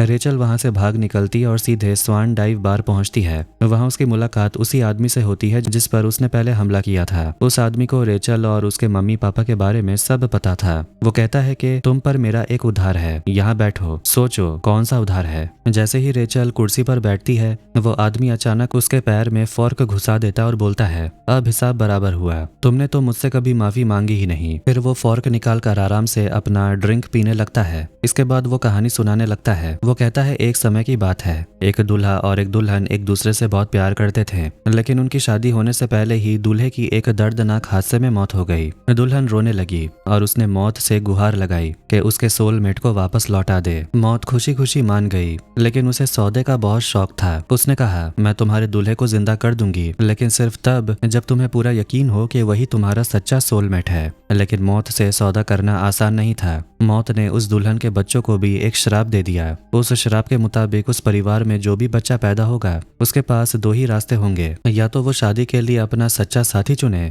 या फिर मौत का कर्ज चुकाए। वो आदमी आगे कहता है मैं भी उसी श्राप का हिस्सा बन गया। एक दिन मैं अपनी प्रेमिका मैरियन से मिला। हमारी शादी होने वाली थी, लेकिन शादी के दिन एक अजनबी मेरे पास आया और बोला कि सूरज ढलने से पहले अपनी दुल्हन से शादी कर लो वरना तुम मर जाओगे। मैं डर गया। मैं अपनी दुल्हन को चर्च में छोड़कर भाग गया। उसके बाद वो श्राप मेरी प्रेमिका को लग गया। उसे दूसरा साथी मिल गया। उसका नाम था थॉमस हार्किन। वही तुम्हारे पूर्वज थे। उस आदमी ने बताया कि थॉमस हार्किन के बाद आने वाली हर पीढ़ी को एक ही बात कही गई, अगर शादी के दिन सूरज ढलने से पहले अपने सच्चे साथी से शादी नहीं की तो मौत हो जाएगी। फिर वो रेचल की तरफ देखकर बोलता है, और अब रेचल हार्किन वो तुम हो। ये सुनकर रेचल पूरी तरह उलझ जाती है। वो आदमी कहता है, मौत हमेशा से तुम्हारे पीछे रही है, एक बार पीछे मुड़कर देखो। रेचल पीछे मुड़ती है। तभी वो आदमी हवा में जैसे किसी से बोलता है, अभी नहीं, अभी भी इस लड़की के पास 2 दिन बाकी हैं। रेचल को अभी भी इस सब पर यकीन नहीं हो रहा था। वो आदमी आगे कहता है, मैरियन को छोड़ने की यही सजा मिली कि मुझे उसके हर वंशज की शादी का गवाह बनना पड़ता है, लेकिन मैं हमेशा उन्हें चेतावनी देता आया हूँ। रेचल घबराकर बोलती है, मतलब आप चेतावनी तब देने आते हैं जब पहले ही बहुत देर हो चुकी होती है। वो आदमी कहती है, तुम्हारे लिए तो अभी भी देर नहीं हुई, तुम्हारे पास अभी भी 2 दिन है। फिर वो रेचल को एक एफिडेविट देता है और बोलता है, अगर तुम्हारा सोलमेट सच में तुम्हारा सच्चा साथी नहीं निकला तो तुम मर जाओगी और ये श्राप निकी के परिवार को लग जाएगा। अगर रेचल भाग जाती है तो भी उसी का नुकसान होगा। वो आदमी कहता है कि अगर तुम्हें प्यार पर भरोसा है तो तुम जियोगी। तभी अचानक वहाँ जे और जूल्स पहुंच जाते हैं। जे उस आदमी को देखते ही पहचान लेता है और बोलता है कि उसने उसे अपनी शादी के दिन भी देखा था। रेचल अपने पापा से बोलती है, आप घर जाइए, आपके साथ जो कुछ भी हुआ वो बहुत बुरा हुआ, लेकिन अब आप मुझ पर हक नहीं जता सकते, मैं आपकी गुलाम नहीं हूँ। इसके बाद रेचल बाहर आती है तो उसे कोल्डीज वाली दुकान का पिन मिलता है। फिर वो जूल्स के साथ घर के लिए निकल जाती है। रास्ते में जूल्स पूछता है, क्या तुम सच में इस श्राप वाली कहानी पर यकीन करती हो? और अब रेचल को सच में उस श्राप पर यकीन होने लगा था। सुबह होते ही रेचल और जूल्स घर पहुंच जाते हैं। जूल्स उसे पूछता है, अब तुम क्या करोगी? रेचल बोलती है, मैं निकी के सामने मुस्कुराती रहूंगी और शादी के दिन मौत से बचने की कोशिश करूंगी। अगर ये साबित हो गया कि निकी ही मेरा सच्चा साथी है तो सब ठीक हो जाएगा। जूल्स फिर पूछता है, क्या तुम्हें पक्का यकीन है कि निकी तुम्हारा सोलमेट है? रेचल कहती है, मुझे तो यही लगता है, मुझे 92% भरोसा है कि मैं बच जाऊंगी। इसके बाद वो सोने चली जाती है। सुबह निकी कमरे में आता है तो रेचल एक कागज देख रही होती है। तभी वो निकी से पूछती है, क्या तुम श्राप वगैरह में मानते हो? निकी बताता है कि उसे रात में एक सपना आया था। उस सपने में रेचल शादी के दिन उसे छोड़कर चली जाती है। रेचल तुरंत बोलती है कि मैं ऐसा कभी नहीं करूंगी क्योंकि तुम ही मेरे सच्चे सोलमेट हो। फिर वो वहाँ रोमांटिक होने लगती है, जैसे वो खुद को यकीन दिला रही हो कि निकी ही उसका सच्चा सोलमेट है। निकी को ये सब थोड़ा अजीब लग रहा था। वो पूछता है, आज तुम्हें अचानक क्या हो गया? तुम आज कुछ ज्यादा रोमांटिक हो रही हो। सुबह रेचल खिड़की के सामने खड़ी होकर स्मोकिंग कर रही। बाहर डॉक्टर कनिंघम एक वेलकम बोर्ड लगा रहे होते हैं। अब पूरा परिवार मिलकर शादी की रिहर्सल की तैयारी कर रहा होता है, लेकिन रेचल अभी भी उस श्राप के बारे में सोच रही थी। तभी तेज हवा चलने लगती है और डॉक्टर कनिंघम का लगाया हुआ बोर्ड गिर जाता है। शादी में अभी भी 2 दिन बाकी हैं। पूरा परिवार मुस्कुराते हुए रिहर्सल के लिए इकट्ठा होता है। बहुत सारे गेस्ट भी आए हुए थे। डॉक्टर कनिंघम सभी मेहमानों का स्वागत करते हैं और फिर सबको अपनी और विक्टोरिया की लव स्टोरी सुनाने लगते हैं। इधर रेचल निकी के बिल्कुल पास खड़ी रहती है, जैसे वो उसे खोना ही नहीं चाहती। शायद उसे अभी भी उस शराब का डर सता रहा था। तब डॉक्टर कनिंघम बताते हैं, जब मैं इमरजेंसी रूम से बाहर निकल रहा था तब मुझे एक बहुत सुंदर औरत दिखी थी। उसकी उंगली कट गई थी और उससे खून बह रहा था। वो मुझसे कह रही थी, मेरी उंगली वापस जोड़ दीजिए। वो सुंदर औरत कोई और नहीं बल्कि विक्टोरिया थी। डॉक्टर कनिंघम ने विक्टोरिया का इलाज किया। वहीं से उनकी लव स्टोरी शुरू हुई और बाद में दोनों ने शादी कर ली। इसके बाद सब लोग पार्टी एंजॉय करने लगते हैं। तभी कुछ मेहमान रेचल से बोलते हैं, अगर तुम्हें अपने साथी को सच में समझना है तो उसके साथ किसी गहरे दर्द से गुजरना पड़ता है, तभी पता चलता है कि वो तुम्हारा सच्चा साथी है या नहीं। फिर वो पूछते हैं, क्या तुम दोनों ने कभी किसी को साथ में मरते हुए देखा है? रेचल कहती है, नहीं, अभी तक तो नहीं। वो औरत हंसकर बोलती है, कोई बात नहीं, अभी भी 2 दिन बाकी हैं। थोड़ी देर बाद पोर्शिया रेचल को अपनी कजन कीकी से मिलवाने ले जाती है। कीकी बहुत ज्यादा दवाइयां खाती रहती है। पोर्शिया कीकी को बताती है कि रेचल एक साइकोलॉजिस्ट है, इसलिए कीकी अपनी हालत के बारे में उसे सवाल करने लगती है। फिर कीकी सबको अपने पति डग से भी मिलवाती है। अब सब लोग जानना चाहते हैं कि आखिर निकी और रेचल की मुलाकात कैसे हुई। रेचल बताती है कि उस दिन यूनिवर्सिटी में मेरा आखिरी इंटरव्यू था और मैं बहुत घबराई हुई थी। मैं एयरपोर्ट पहुंची, लेकिन मेरे अंदर अजीब सी घबराहट थी। जैसे ही मैं फ्लाइट में चढ़ने लगी मुझे अचानक लगा कि कोई हादसा होने वाला है, इसलिए मेरा मन प्लेन में चढ़ने का नहीं कर रहा था। तभी उसकी नजर निक्की पर पड़ी जो काफी क्यूट लग रहा था। रेचल ने उसे कहा, मैं इस प्लेन में नहीं चढ़ने वाली क्योंकि मुझे लग रहा है कि कुछ बुरा होने वाला है। निक्की मुस्कुराया और बोला, तो फिर चलो ड्राइव करके चलते हैं। और वहीं से उनकी लव स्टोरी शुरू हुई। तभी वहाँ जूल्स आ जाता है और वो भी पूछता है, ये सब कितने साल पहले की बात है? रेचल बोलती है 3 साल पहले। तभी नेल वहाँ आती है और रेचल को अपने साथ ले जाती है। कोने में जाकर रेचल पूछती है, हम यहाँ क्या कर रहे हैं? नेल बोलती है, मुझे लगा तुम वहाँ बोर हो रही थी। रेचल बोलती है, नहीं, मुझे तो अपनी स्टोरी सुनाकर अच्छा लग रहा था। फिर नेल उससे उस शराब के बारे में पूछती है। वो पूछती है, क्या तुमने इस बारे में निक्की को बताया? रेचल कहती है, बताकर क्या फायदा, जब हमारा प्यार सच्चा है तो कुछ गलत भी नहीं होने वाला। मैं अपनी जिंदगी में इतने लोगों से मिली लेकिन मुझे निक्की ही मिला। इसका मतलब यही है कि वो मेरा सच्चा सोलमेट है। पार्टी में रेचल बहुत ज्यादा ड्रिंक कर लेती और बार बार सबको अपनी और निक्की की मुलाकात की कहानी सुनाती रहती है। जूल्स को लगता है इस कहानी में कुछ तो गड़बड़ है, लेकिन उसकी पत्नी उसे डांट देती और बोलती है, तुम हमेशा बाल की खाल निकालते रहते हो। थोड़ी देर बाद निक्की रेचल को वहां से लेकर चला जाता और उसे दिखाता है कि केटरिंग में वही आदमी काम कर रहा है जिसने उसे पहले मुक्का मारा था। फिर उसे याद आता है कि वो दोनों एलिमेंट्री स्कूल में साथ पढ़ते थे। इसके बाद दोनों आंटी वैलेरी से मिलते हैं। वो उन्हें शादी के बारे में कुछ सलाह देती है। आंटी वैलेरी बोलती है कि तुम 5 मिनट तक एक दूसरे की आंखों में देखो और बिल्कुल बात मत करो, ऐसा करने से दिमाग शांत होता है। इतना सुनकर रेचल घबराने लगती है। वो निक्की से पूछती है, जब हमारी मुलाकात हुई थी तब तुम अपने किस दोस्त से मिलने जा रहे थे? निक्की बोलता है, हमारे कॉलेज के रूममेट क्रिस से। उसे तो हर चीज से एलर्जी थी। आंटी वैलेरी बोलती है, बात मत करो, अब दोबारा शुरू करो। लेकिन 2 मिनट भी नहीं बीतते कि रेचल को फिर से अजीब सा महसूस होने लगता है। वो निक्की को खींचकर डांस करने ले जाती है। वहाँ भी दोनों मेहमानों से बात करते हुए अपनी पहली मुलाकात की कहानी सुनाते रहते हैं। उधर बाहर तेज हवा चल रही होती है और एक वायर से चिंगारी निकलती है। उधर जूल्स उन लड़कियों को ढूंढ रहा होता है जिन्हें उसका भाई निक्की पहले डेट कर चुका था, क्योंकि उसे कुछ भी ठीक नहीं लग रहा। तभी नेल उसे बोलती है, मेरे साथ चलो, और उसका फोन छीन लेती है। वो अपने पति से पूछती है कि तुम उन दोनों के पीछे इतने पागल क्यों हो? तब जूल्स अपनी पत्नी से बोलता है, क्योंकि रेचल श्रापित है। नेल हैरान होकर पूछती है, तो इसका बाकी लड़कियों से क्या लेना देना? जूल्स बोलता है, रेचल सबको कहानी सुनाकर सोच रही है कि निक्की ही उसका सच्चा साथी है। ऐसा करके वो सोच रही है कि वो बच जाएगी, लेकिन मुझे लगता है कि इस कहानी में गड़बड़ है। मैं बस कुछ करना चाहता हूँ ताकि उसकी जान बच जाए, क्योंकि उसकी मरती हुई माँ ने मुझसे वादा करवाया था कि मैं उसे बचाऊंगा, इसलिए मुझे कोशिश करनी होगी। नेल बोलती है, इसका बोझ तुम्हें उठाने की जरूरत नहीं है। जूल्स जवाब देता है, लेकिन मैं वहाँ था, शायद किसी वजह से मैं वहाँ मौजूद था। अब मुझे भी समझ आ रहा है, तुम चाहती हो ना कि मैं अपने पुराने जख्म से बाहर आऊं, तो मुझे ये कोशिश करने दो, यही मेरा एक मौका है। आखिर में नेल मान जाती है और उसे उसका फोन वापस देती है। अब जूल्स सबके बीच में आकर रेचल से उस कहानी के बारे में सवाल करने लगता है। वो पूछता है, जब तुम दोनों प्लेन में चढ़ने वाले थे तो आखिर बोर्डिंग के लिए सिर्फ रेचल को ही क्यों बुलाया गया, निक्की को क्यों नहीं? ये सुनकर निक्की ड्रिंक लेने जाने लगता है, लेकिन रेचल उसे रोकती है। जूल्स आगे कहता है, तो वो 15 फरवरी का दिन था जब तुम दोनों मिले थे, लेकिन पहले मुझे लगा था कि तुम दोनों मार्च में मिले थे, क्योंकि फरवरी में निक्की किसी निक्की नाम की लड़की से मिल रहा था, क्योंकि मैंने उसका इंस्टाग्राम चेक किया। उस लड़की ने वैलेंटाइंस डे पर तुम्हारी फोटो पोस्ट की थी। और निक्की, तुम उसी लड़की को हमारी शादी में लाने वाले थे, लेकिन तुम शादी में आई ही नहीं।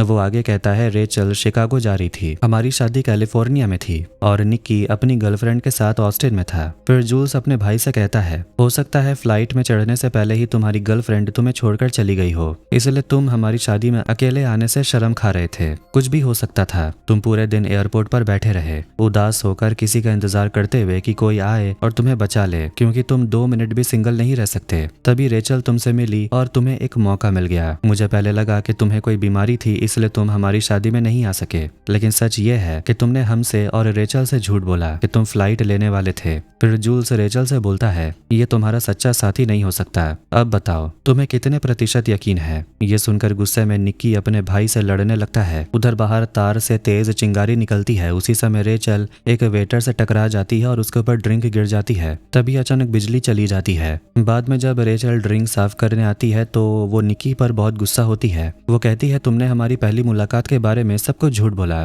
तुमने कहा था कि तुम अपने कॉलेज रूममेट से मिलने जा रहे थे। निक्की बोलता है, लेकिन मैं उसे मिला था, और उससे क्या फर्क पड़ता है, मैं वो फ्लाइट लेने वाला था या नहीं। हमने साथ में एडवेंचर किए, कमाल का समय बिताया, और आज हम दोनों साथ हैं, और यही बहुत है। रेचल चिल्लाकर कहती है, लेकिन मुझे फर्क पड़ता है, क्योंकि मुझे लगा कि मुझे कोई सच्चा सोलमेट मिला है, लेकिन नहीं, तुम बस दुखी और सिंगल थे, और मुझे जैसी डरी हुई लड़की को अकेला देखकर तुमने सोचा कि तुम मुझे फंसा सकते हो, इसीलिए वो कोई एडवेंचर नहीं था। वो पूछती है, क्या तुमने मेरे डैड को इनविटेशन भेजा था? निकी के पास कोई जवाब नहीं होता। तब रेचल समझ जाती है और गुस्से में चिल्लाती है, तुमने मेरे सौतेले पिता को बुलाया जिससे मैंने 11 साल में बात भी नहीं की। अब झगड़ा और बढ़ जाता है। रेचल पूरी तरह टूट चुकी होती है। थोड़ी देर बाद पोर्शिया सबको कैंडल लाइट डिनर के लिए बुलाती है। तभी रेचल आती है और बोलती है, मुझे इसमें कोई दिलचस्पी नहीं है। बिजली नहीं होने के बावजूद सभी गेस्ट एक साथ बैठकर डिनर एंजॉय कर रहे थे। रेचल वहां सिर्फ एक टी शर्ट पहनकर आ जाती है। वो खड़ी होती और बोलती है, जो भी तमाशा अभी हुआ उसके लिए सॉरी, लेकिन फ्री शो देखकर आपको मजा तो आया ही होगा। अब मैं आपको एक और कहानी सुनाना चाहती हूँ।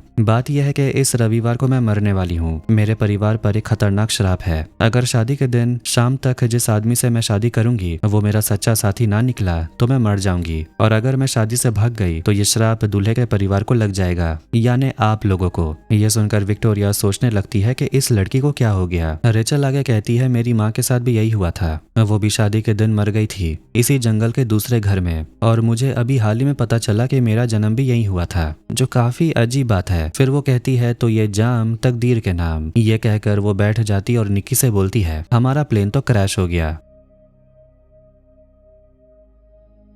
आधी रात में रेचल नेल को जगा देती है और कहती है, मुझे तुमसे एक काम है। ये काम थोड़ा गैर कानूनी है, इसलिए कुछ भी पूछना मत। उधर निक्की बाहर सोफे पर सो रहा था, लेकिन वो ठीक से सो नहीं पाता। सुबह होते ही वो देखता है कि बड़ी फैमिली फोटो को दीवार से उतारा जा रहा है। इसके बाद वो रेचल के कमरे में जाता है, लेकिन वो वहाँ नहीं होती। तब निक्की वहाँ एक फोटो फ्रेम रख देता है जिसमें उसने सॉरी लिख दिया था। इधर रेचल नेल को लेकर काउंटी क्लर्क ऑफिस पहुंचती है। रेचल ताला खोलकर अंदर चली जाती है। नेल घबराकर बोलती, ऐसा करने पर हमें जेल हो सकती है। आखिर तुम करना क्या चाहती हो? रेचल समझाती है कि श्राप मेरी पर दादी को लगा था। इसका मतलब ये हुआ कि उनके बाद भी कुछ लोग जिंदा बचे हैं, तभी तो मैं इस दुनिया में आई हूँ। यानी कि उन लोगों ने अपना सोलमेट ढूंढ लिया होगा, या फिर जीने का कोई और तरीका ढूंढ लिया होगा, इसलिए मुझे वही रास्ता ढूंढना है। तब जाकर मैं शायद इस श्राप से मुक्त हो सकती हूँ। उसे वहाँ एक चाबी भी मिल जाती है और दोनों वहाँ से निकल जाते हैं। रास्ते में नेल बताती है कि पोर्शिया ने बैचलर पार्टी रखी है और वहाँ स्ट्रिपर्स भी आने वाले हैं। ये सुनकर रेचल बोलती है, तुम मजाक कर रही हो क्या? इसके बाद दोनों एक कमरे में जाते हैं और वहाँ रेचल के मम्मी पापा का मैरिज लाइसेंस ढूंढने लगते हैं। उन्हें पता चलता है कि उसके माँ बाप की शादी 1997 में हुई थी।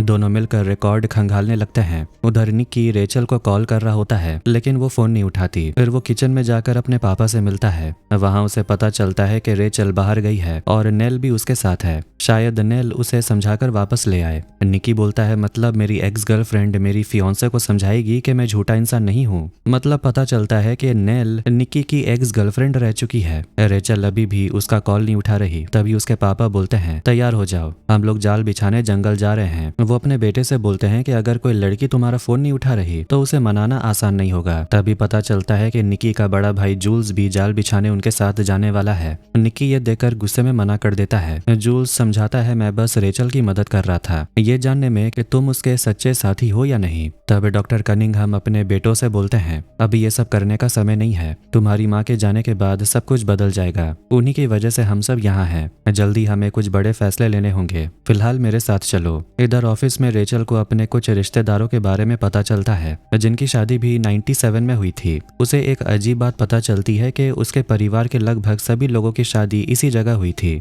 नेल कहती है, हो सकता है तुम्हारे परिवार की शुरुआत यहीं से हुई हो। रेचल बोलती है, या फिर हो सकता है कि ये जगह एक डेथ ट्रैप हो जो हम सबको मारने के लिए यहीं बुलाती है। तभी नेल को एक रिश्तेदार कैथी का डेथ सर्टिफिकेट मिलता है। रेचल ध्यान देती है कि कैथी की मौत भी उसकी शादी वाले दिन ही हुई थी। फिर उसे एक और आदमी रॉजर के बारे में पता चलता है, जिसकी मौत 1941 में हेमरेज की वजह से हुई थी। दूसरी तरफ जंगल में घर के तीनों मर्द जाल बिछा रहे होते हैं। उसके बाद वो ट्रैप पर नजर रखते हैं। तभी डॉक्टर कनिंघम टॉयलेट करने चले जाते हैं और दोनों बेटों को अकेला छोड़ देते हैं। निक्की अपने बड़े भाई से बोलता है, तुम्हें मुझे माँ के बारे में पहले बता देना चाहिए था। तुम लोग मुझे हमेशा बच्चा क्यों समझते हो? जूस जवाब देता है, क्योंकि तुम्हें सच का सामना करने में दिक्कत होती है। तुम किसी भी चीज में कमी बर्दाश्त नहीं कर पाते। तुम चाहते हो कि हर चीज परफेक्ट हो, जैसे तुम्हारी और रेचल की मुलाकात वाली कहानी। फिर दोनों नेल के बारे में बात करने लगते हैं, जो पहले उन दोनों की दोस्त हुआ करती थी। जूल्स कहता है, मैं उससे 21 साल से प्यार करता था। ऐसा नहीं है कि मैंने उसे तुमसे छीन लिया। फिर वो कहता है, इसमें गलती तुम्हारी नहीं है, बल्कि हमारे मॉम डैड की है। उन्होंने ही हमें सिखाया कि हर चीज परफेक्ट होनी चाहिए। उन्होंने हम तीनों से बहुत कुछ छुपाया पाया है। निकी गुस्से में बोलता है, जो भी बिगड़ा है वो तुमने कल रात बिगाड़ा। तभी अचानक उन्हें पता चलता है कि उनके जाल में कुछ फंस गया है। असल में निकी के जाल में एक जानवर फंस गया था। इसलिए डॉक्टर कनिंघम निकी को बंदूक देते और बोलते हैं, जाओ अपना काम पूरा करो। लेकिन जैसे ही तीनों जाल के पास पहुंचते हैं वो देखते हैं कि वो जानवर अपना पैर काट कर वहां से भाग चुका था। दूसरी तरफ ऑफिस में रेचल अपनी फैमिली ट्री बना रही थी। तभी उसे पता चलता है कि थॉमस और मैरियन के 3 बच्चे थे।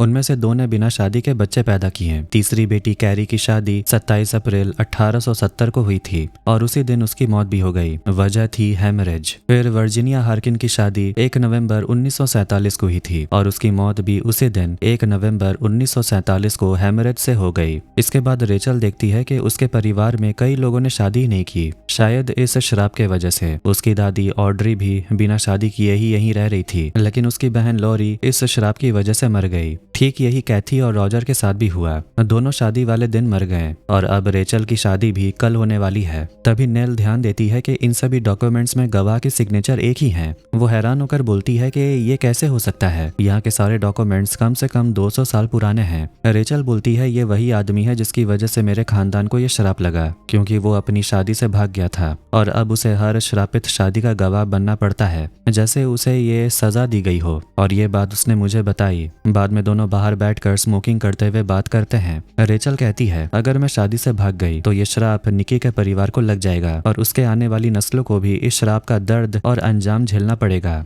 नेल पूछती है, क्या तुम सच में उस अमर बूढ़े पर यकीन करती हो? रेचल कहती है, हाँ करती हूँ। उधर जंगल में तीनों आदमी भागते हुए जानवर को ढूंढ रहे होते हैं। अब वापस घर जाने का समय हो चुका था। तभी जूल्स दोनों को बताता है कि वो अपनी पत्नी से तलाक लेने वाला है। डॉक्टर कनिंघम बोलते हैं, अगर विक्टोरिया को पता चला तो उसे बहुत बुरा लगेगा। जूल्स कहता है, उन्हें पता नहीं चलेगा, इस घर में वैसे भी कोई सच बोलता कहाँ है। इतना कहकर वो वहां से चला जाता है। इधर ऑफिस में रेचल को एक और औरत आर्लीन हार्किन के बारे में पता चलता है। वो 1900 में पैदा हुई थी। 1922 में उसकी शादी हुई थी, लेकिन उसकी मौत की कोई खबर नहीं थी। रेचल इतनी निराश हो चुकी होती है कि वो कहती है शायद वो भी मर चुकी होगी। तभी वो ऊपर छत पर एक निशान देखती है। उसी समय नेल एक डॉक्यूमेंट लेकर आती और बताती है कि आर्लीन की मौत 1989 में हुई थी, मतलब उसकी शादीशुदा जिंदगी 57 ईयर्स चली थी। ये सुनकर रेचल हैरान रह जाती है, जैसे उसे उम्मीद की एक किरण मिल गई हो। वो सोचने लगती है कि आखिर ऐसा कैसे हुआ। फिर वो कहती है, हमें किसी भी तरह उससे बात करनी पड़ेगी। नेल बोलती है, लेकिन वो तो मर चुकी है। रेचल कहती है, फिर भी किसी भी तरह। इसके बाद दोनों घर लौट आती हैं। घर पहुंचते ही पोर्शिया गुस्से में रेचल से पूछती है, तुम आखिर क्या कर रही थी? मैंने तुम्हारे लिए बैचलरेट पार्टी का इंतजाम किया था, तुम इतनी देर तक कहाँ थी? फिर वो रेचल का मुंह पकड़कर बोलती है, तुमसे तो मनहूसियत की बदबू आती है। तुम्हें पता भी है ये शादी हमारे लिए कितनी जरूरी है। मैंने तुम्हारी बकवास कहानी सुन ली और मुझे तुम्हारे श्राप से कोई लेना देना नहीं है। फिर वो कहती है, चलो एक गेम खेलते हैं। तुम बहुत खुशकिस्मत हो क्योंकि मुझे आत्माओं को बुलाना आता है। इसके बाद कजन्स लोग इकट्ठा होते हैं और आर्लिन की आत्मा को बुलाने की कोशिश करते हैं। आत्मा से कांटेक्ट बनाने के बाद रेचल उसका नाम लेकर बोलती है, आर्लिन मुझे तुम्हारी मदद चाहिए। मुझे जानना है कि आपको कैसे पता चला कि डेविड ही आपके सच्चे साथी हैं। लेकिन कोई जवाब नहीं आता। पोर्शिया कहती है, एक बार सवाल पूछने का तरीका बदल कर देखो। तभी अचानक उन्हें वहाँ किसी आत्मा की मौजूदगी महसूस होती है। पोर्शिया बहुत खुश होती है क्योंकि उसने पहले भी ऐसा किया था, लेकिन उसे कभी कोई जवाब नहीं मिला था। तभी रेचल जल्दी से पूछती है, आप शादी के दिन कैसे बची? उसी समय जंगल से कुछ भागता हुआ उनके घर की तरफ आता है।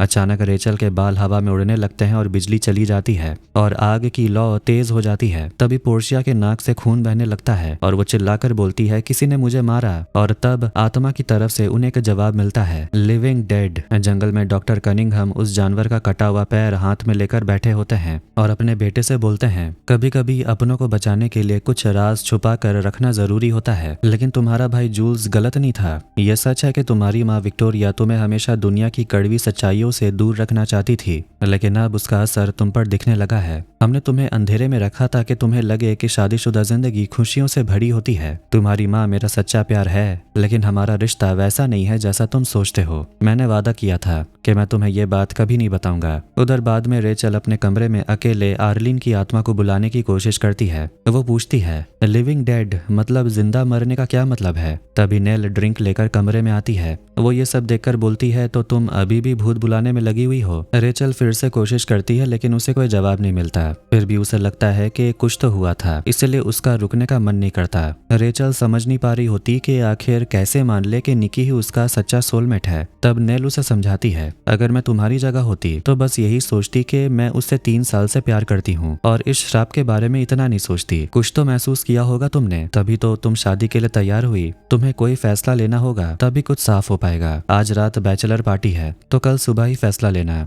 दोनों साथ में ड्रिंक करने लगते हैं। तभी नेल बताती है कि वो और जूल्स तलाक लेने वाले हैं। अचानक नेल रेचल के होठों पर किस कर लेती है। दोनों एक दूसरे को देखकर मुस्कुरा देते हैं। उधर निकी घर वापस आता है और अपनी माँ विक्टोरिया से मिलता है। वो उनसे पूछता है, क्या मेरे बचपन में आपने डैड को धोखा दिया था या फिर मेरे पैदा होने से पहले? विक्टोरिया कहती है, वो धोखा नहीं था। मैं तुम्हारे डैड और बो को एक ही समय पर प्यार करती थी, लेकिन मैंने तुम्हारे डैड को चुना और उसका मुझे कोई अफसोस नहीं है। निकी गुस्से में पूछता है, तो आपने मुझे ये बात क्यों नहीं बताई? विक्टोरिया कहती है, क्योंकि तुम्हें ये सब जानने की जरूरत है ही नहीं। निकी गुस्से में बोलता है, आपने ही सिखाया था कि शादी करके एक इंसान के साथ पूरी जिंदगी बिताई जा सकती है, लेकिन अब आपने सब कुछ खराब कर दिया। आपने मुझसे और जूल से सब कुछ छुपाया। तभी अचानक निकी देखता है कि उसकी माँ कोई जवाब नहीं दे रही। दूसरी तरफ रेचल और नेल एक दूसरे को किस कर रही होती हैं। तभी अचानक पोर्शिया, जो आत्मा के असर में आ चुकी थी, रेचल का सिर पकड़ लेती और बोलती है, तुमने मुझे बुलाया था। वो आत्मा रेचल को कुछ बताती है, पर जैसे ही आत्मा पोर्शिया के शरीर से निकलती है, उसकी नाक से बहुत ज्यादा खून बहने लगता है। घबराकर पोर्शिया पूछती है, ये तुमने मेरे साथ क्या किया? अब शादी को सिर्फ 1 घंटा बाकी है। सब लोग शादी की तैयारी में लगे हुए हैं, लेकिन अचानक विक्टोरिया की हालत बहुत खराब हो जाती है। सब लोग घबरा जाते हैं और सोचने लगते हैं क्या उन्हें हॉस्पिटल ले जाना चाहिए, लेकिन जूल्स अपनी माँ को हॉस्पिटल ले जाने से मना कर देता है। वो कहता है कि शादी देखना उनकी आखिरी ख्वाहिश थी। सब लोग अपनी अपनी बात कहने लगते हैं। पोर्शिया जोर जोर से चिल्ला रही थी। वो भूत वाली बात को लेकर गुस्सा थी। उसका नाक खराब हो गया, इसलिए वो कहती है कि जब से शैतान आया है तब से उसकी माँ की हालत बिगड़ गई है। निकी और नेल उसे समझाते हैं, ऐसा कुछ नहीं है। विक्टोरिया के ब्रेन ट्यूमर की हालत और खराब हो रही है। सबके शोर से परेशान होकर रेचल बोलती है, सब ठीक होगा और आज शादी होकर रहेगी। लेकिन पोर्शिया और डॉक्टर कनिंघम शादी कैंसिल करने के बारे में सोच रहे थे। डॉक्टर कनिंघम सबको कमरे से बाहर जाने को बोल देते हैं। बाहर आकर रेचल जूल्स और नेल को बताती है कि उसके पास एक प्लान है और वो निकी से कहती है कि वो उसके बड़े भाई के साथ रहे। फिर रेचल नेल को बताती है कि जिस किताब का जिक्र आत्मा ने किया था वो किताब उसे मिल गई है। उसमें एक खास रस्म लिखी हुई है जिससे सब ठीक हो जाएगा। किताब के हिसाब से 4 चीजें चाहिए। पहली चीज जो दूल्हे से मिलेगा, दूसरी एक बेजान चीज जो दुल्हन से मिलेगी, तीसरा है माँ के बाल चुराने होंगे और चौथा है दुश्मन से गहरा लाल चीज यानी खून लेना होगा। इन सभी चीजों को मिलाना होगा और फिर रेचल को वो ड्रिंक पीना होगा। निक्की सच्चा साथी निकला या नहीं, फिर भी सब कुछ ठीक हो जाएगा। ये सुनकर नेल हैरान रह जाती है। वो कहती है, ये सब क्या बकवास है? इस किताब के हिसाब से तुम्हें दूल्हे का वीर्य पीना होगा और अपने शरीर से हड्डी निकालनी पड़ेगी। क्या तुम सच में ये सब करोगी? और क्या गारंटी है कि इससे सब कुछ ठीक हो जाएगा? रेचल कहती है उसे नहीं पता, लेकिन उसे इतना पता है कि निक्की अच्छा इंसान है। फिर वो कहती है कि वैसे भी वो खुद भी पूरी तरह अच्छी नहीं है, क्योंकि कल रात जो दोनों ने किया वो कोई अच्छा इंसान नहीं करता। नेल हंसकर बोलती है कि बैचलर पार्टी में तो ऐसा चलता है, लेकिन रेचल इस रस्म को करने के लिए जिद पर अड़ी रहती है। वो जोखिम लेना चाहती है क्योंकि वो अपनी माँ की तरह मरना नहीं चाहती। तभी उसे एक और झटका लगता है। जब वो समय देखती है तो 11:08 हो चुके होते हैं और सूरज 4:44 पर डूब जाएगा। इसके बाद वो तुरंत काम पर लग जाती है। तभी पोर्शिया आती और बोलती है कि शादी कैंसिल हो रही है। वो ये भी कहती है कि वो तो वैसे भी शादी करना चाहती नहीं थी। इतने में डोरबेल बजता है और बाहर से पादरी, गवाह और बाकी मेहमान घर के अंदर आ जाते हैं। अब लगता है शादी होकर ही रहेगी। रेचल पोर्शिया को समझाने लगती है कि ये उसकी माँ की आखिरी ख्वाहिश है, इसलिए शादी मत रोको। तभी जूड बताता है कि उसने अंगूठी एक डिब्बे में रखी थी, लेकिन अब अंगूठी गायब है। ये सुनकर रेचल घबरा जाती है और अंगूठी ढूंढने लगती है। तभी विटनेस मुस्कुराकर रेचल से बोलता है, आज के दिन मुस्कुराकर जीना चाहिए। रेचल उसे पूछती है, क्या तुमने अंगूठी चुराई है? वो आदमी कहता है, शादी करने का क्या फायदा, ये तो सिर्फ सिर दर्द है। फिर वो एक कंगन दिखाता है और बोलता है, ये तुम्हारी माँ का था और ये टाई तुम्हारे पिता की। मौत के बाद यही चीजें उसकी याद बनकर रह जाती है, कुछ छूने नहीं देगी। रेचल कहती है कि ये श्राप वो किसी और को छूने नहीं देगी। अगर ये खत्म होगी तो उसके साथ ही खत्म होगी। दोनों साथ में ड्रिंक पीते हैं। तभी चालाकी से रेचल ग्लास तोड़ देती है और जिससे उस आदमी के हाथ में कट लग जाता है और रेचल को उसका खून मिल जाता है। उधर मेहमान दुल्हन को देखकर हैरान होते हैं कि अभी भी वो तैयार क्यों नहीं हुई। रेचल भागकर विक्टोरिया के कमरे में जाती है। वो जल्दी से उनके बाल काट लेती है कि तभी वहाँ डॉक्टर कनिंघम आ जाते हैं और पूछते हैं कि वो क्या कर रही है। रेचल बाहर आ जाती है। दरअसल डॉक्टर कनिंघम अपनी पत्नी को सपोर्ट सिस्टम से हटाना चाहते थे ताकि वो आराम से इस दुनिया से जा सके, लेकिन रेचल बोलती है कि आप ऐसा नहीं कर सकते।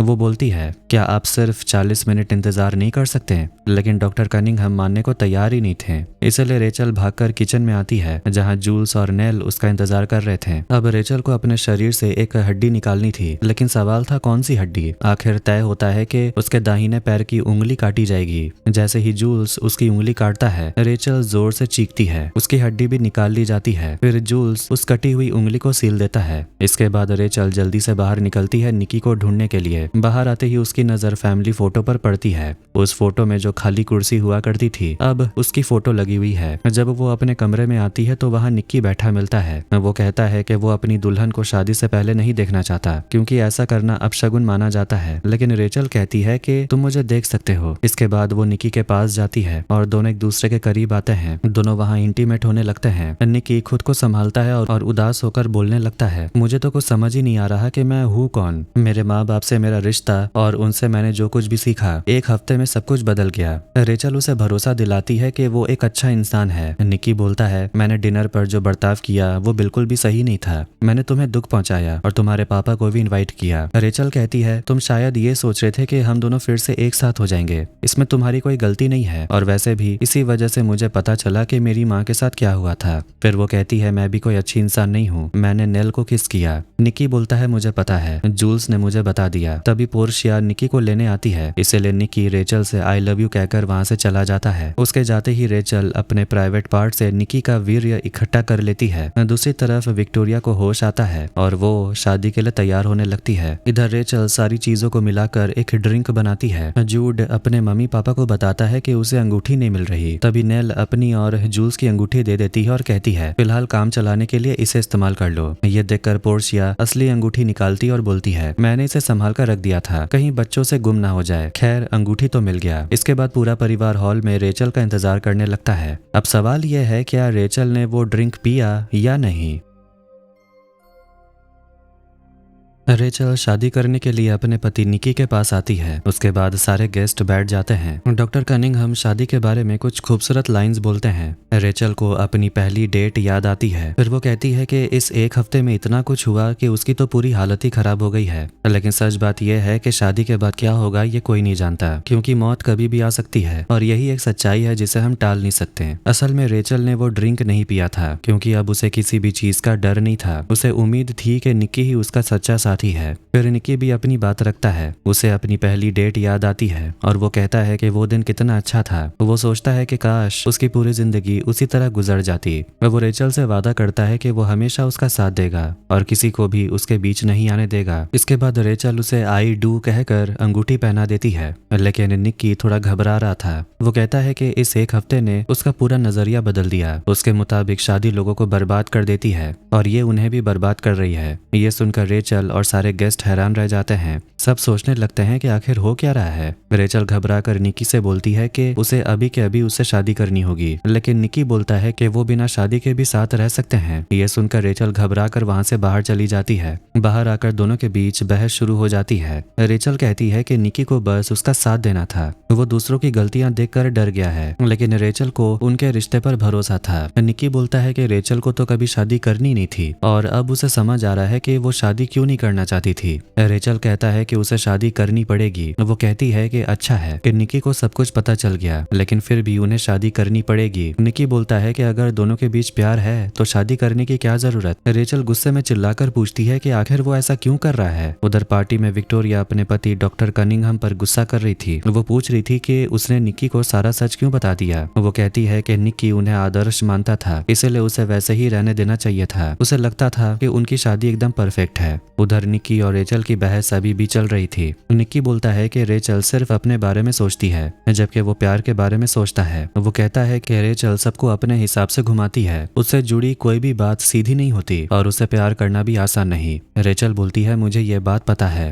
तभी पोर्शिया बिना बताए अंदर आ जाती है, लेकिन निकी उसे बाहर भेज देता है। फिर रेचल निकी को समझाती है कि उसे नहीं पता कि आई डू बोलने में उसे कितनी हिम्मत लगी थी। वो कहती है कि अगर सूरज डूबने तक उनकी शादी नहीं हुई तो वो श्राप निकी के परिवार को लग जाएगा, इसलिए वो उसे बचाने की कोशिश कर रही थी। उसी समय मौत भी उसके घर तक पहुंच चुकी थी रेचल को अपने साथ ले जाने के लिए। लेकिन अब निक्की को लगने लगा था कि रेचल की बताई हुई कहानी सिर्फ एक कहानी है, उसमें कोई सच्चाई नहीं है। ये सुनकर रेचल का दिल टूट जाता है, क्योंकि उसने भरोसा करके ही निक्की को उस शराब और ड्रिंक के बारे में बताया था। उधर पार्टी में वो बूढ़ा विटनेस दो लड़कियों को देखता है जो असल में कपल होते हैं। वो उनसे पूछता है, क्या तुम दोनों सच में एक दूसरे की सोलमेट हो? लड़की बोलती है, हाँ बिल्कुल। लेकिन वो बूढ़ा आदमी अजीब सा सवाल करने लगता है। इस पर दोनों लड़कियां उसे घूरती है और वहां से चली जाती हैं। अब सारे गेस्ट परेशान होने लगते हैं कि आखिर दूल्हा और दुल्हन के बीच हो क्या रहा है। असल में निक्की और रेचल के बीच झगड़ा और बढ़ गया था। निक्की रेचल पर ताना मारता है कि वो ऐसी सुपरनैचुरल चीजों पर भरोसा कैसे कर सकती है। रेचल बोलती है कि उसे भी लगता है कि एलियंस नहीं होते, लेकिन अगर निक्की उसे यकीन से बोलता कि एलियंस होते हैं तो वो उस पर भरोसा करके मान लेती, क्योंकि जिससे हम प्यार करते हैं उस पर भरोसा भी करते हैं। उधर पार्टी में विटनेस एक और गे कपल को देखता है और उसके अजीब सवाल फिर से शुरू हो जाते हैं। जूल्स अपने भाई को ढूंढने जाता है। वो दरवाजा पीटता है और बोलता है कि सूरज डूबने में सिर्फ 1 घंटा बचा है।